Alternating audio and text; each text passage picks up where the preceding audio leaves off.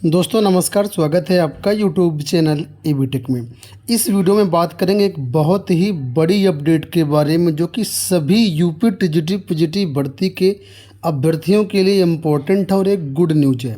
आप किसी भी भर्ती से बिलोंग करते हो, चाहे कोई भी भर्ती हो, कभी भी आई हो, सब के लिए गुड न्यूज है। तो वीडियो को आप ज़्यादा से ज़्यादा शेयर कर दीजिए, साथ में साथ लाइक ज़रूर कर दीजिए।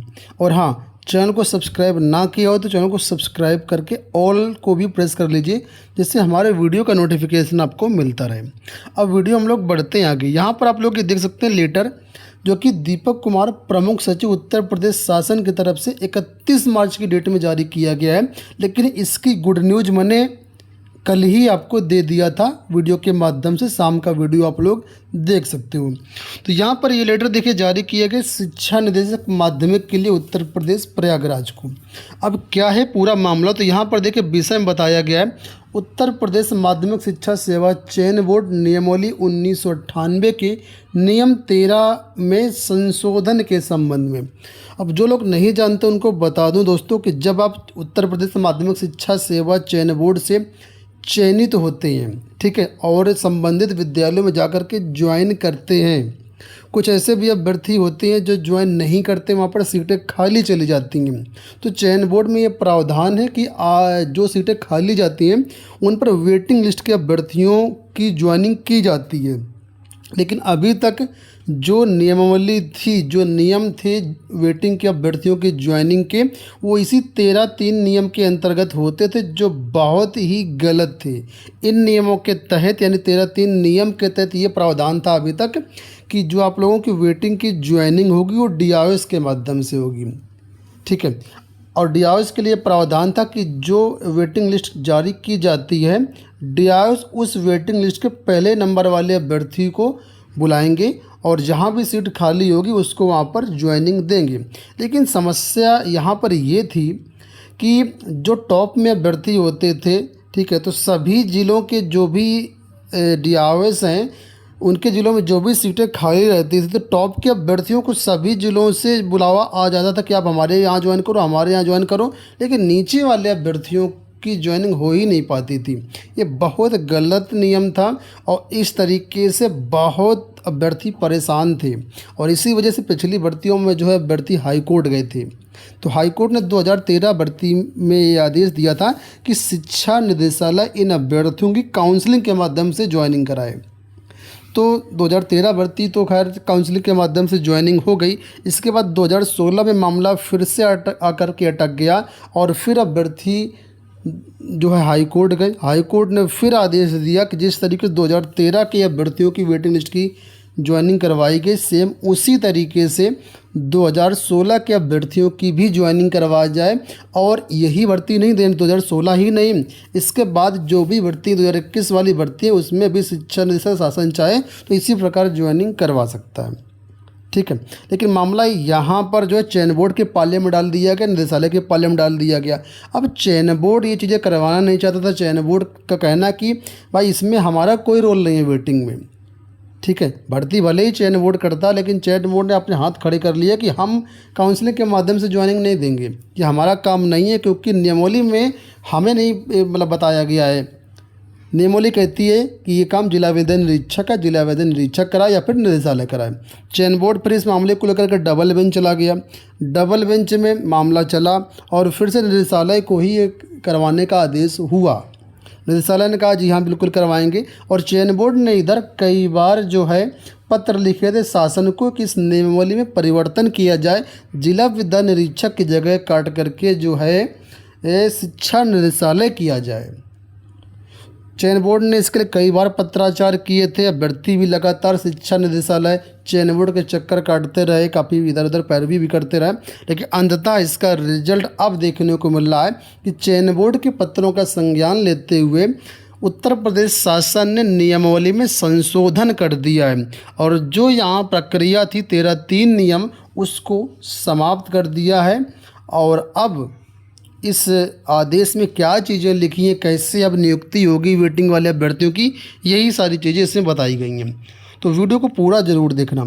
यहाँ पर देखो बताया गया है, महोदय उपर्युक्त विषय के अपने पत्रांक, इस पत्रांक के अनुसार जो कि है 30/12/2021। देखिए 2021 का पत्र है, उसका संज्ञान लेते हुए चीज़ें की गई हैं, जिसमें बताया गया है कि जिसके माध्यम से उत्तर प्रदेश माध्यमिक शिक्षा सेवा चयन बोर्ड प्रयागराज द्वारा टीजीटी एवं प्रवक्ता श्रेणी में चयनित अभ्यर्थियों के आवंटित संस्था में कार्यभार ग्रहण नहीं करने पर या नहीं कर सकने की दशा में उनका अभ्यर्थन निरस्त होने की दशा में अन्य अभ्यर्थियों का समायोजन किए जाने हेतु चयन बोर्ड की नियमावली 1998 के नियम 13 में संशोधन कर समायोजन कार्य को निर्देशक माध्यमिक शिक्षा को दिए जाने के संबंध में प्रस्ताव शासन को उपलब्ध करवाया गया है।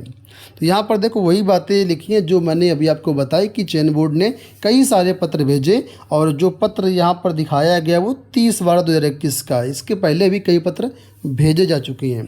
तो यहाँ पर देखिए बताया गया कि चयन बोर्ड ने ये सारी चीज़ें हमको बताई हैं। अतः यहाँ पर बताया गया कि चयन बोर्ड सेवा नियमावली 1998 के नियम 13(3) के उपनियम 5 में विहित व्यवस्था के अनुसार जहां चयनित अभ्यर्थी की अनुपलब्धता, यहाँ पर ये सारी चीज़ें बताई गई कि अभी तक कैसे भर्ती होती रही है, और जो हाई कोर्ट में रिट वगैरह लगी हैं उनका भी यहाँ पर जिक्र किया गया कि अभ्यर्थी हाई कोर्ट में चले जाते हैं। इस तरीके से क्या होता है, उत्तर प्रदेश शासन की जो छवि है वो खराब होती है, इस पर प्रतिकूल जो प्रभाव पड़ता है। इन सब समस्याओं को, इन सब विसंगतियों को दूर करते हुए अब यहाँ पर शासन की तरफ से ये संशोधन किया जाता है। तो यहाँ पर देखिए संशोधन के लिए बताया गया वर्तमान में क्या विद्यमान नियम है और अब नया नियम क्या होगा, जिसमें बताया गया कि पहले कैसे भर्ती होती थी, कैसे वेटिंग की ज्वाइनिंग होती थी और अब कैसे होगी। तो यहाँ पर मतलब चयन बोर्ड के रिजल्ट जारी करने, पैनल भेजने से लेकर के पूरी प्रक्रिया बताई गई कि कब ज्वाइनिंग होगी। लेकिन जो मेन नियम है वो आप यहाँ से समझो, जो मैं अब आपको यहाँ पर दिखाने वाला हूँ। तो यहाँ पर देखो, अब यहाँ पर लिखा हुआ है कि देखो, प्रबंध तंत्र उपनियम 1 के अधीन दिए गए निर्देशों का अनुपालन करेगा और इसके लिए अनुपालन की सूचना निरीक्षक के माध्यम से बोर्ड को भेजेगा। अब यहाँ पर देखो, अब नया नियम क्या है, प्रबंध तंत्र उपनियम 1 के अधीन दिए गए निर्देशों का अनुपालन करेगा और इसके अनुपालन की सूचना निरीक्षक के माध्यम से बोर्ड को भी देगा। और यहाँ पर ये नई चीज़ जोड़ी गई है कि अब शिक्षा निदेशक माध्यमिक को भी भेजेगा, जबकि इधर देखो तो यहाँ पर केवल बोर्ड का जिक्र था, निदेशालय का जिक्र ही नहीं था। तो ये निदेशालय एक नया वर्ड जोड़ा गया है। कहने का मतलब अगर कोई कैंडिडेट ज्वाइन नहीं करता है आपके ज़िले में, किसी भी ज़िले में, तो जो वहाँ का जिला विद्यालय निरीक्षक होगा, DIS होगा, उसकी सूचना देगा। चयन बोर्ड को भी सूचना दी जाएगी और शिक्षा निदेशालय को भी दी जाएगी।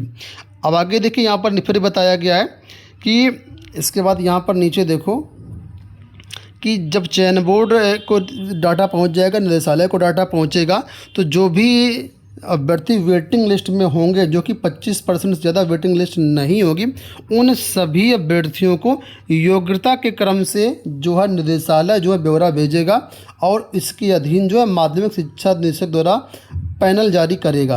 यानी अब जो पैनल वेटिंग लिस्ट का है वो कौन जारी करेगा, निदेशालय करेगा। यानी एक तरीके से कहने का मतलब मेरे ये है कि जो भी DIS सूची भेजेंगे सभी ज़िलों से कि कितने कितने लोगों ने ज्वाइन नहीं किया है, उसकी पूरी सूचना संकलित करेगा निदेशालय और चयन बोर्ड से पूरी सूची लेगा कि वेटिंग लिस्ट में कौन कौन से अभ्यर्थी हैं, उनकी काउंसलिंग करवाएगा निदेशालय और निदेशालय काउंसलिंग करवाने के बाद फिर पैनल जारी करेगा। उन पैनलों को जो है जिला विद्यालय निरीक्षक के पास दोबारा से भेजेगा कि हाँ ये वेटिंग वाले अभ्यर्थी हैं, इनकी आप ज्वाइनिंग करवाओ।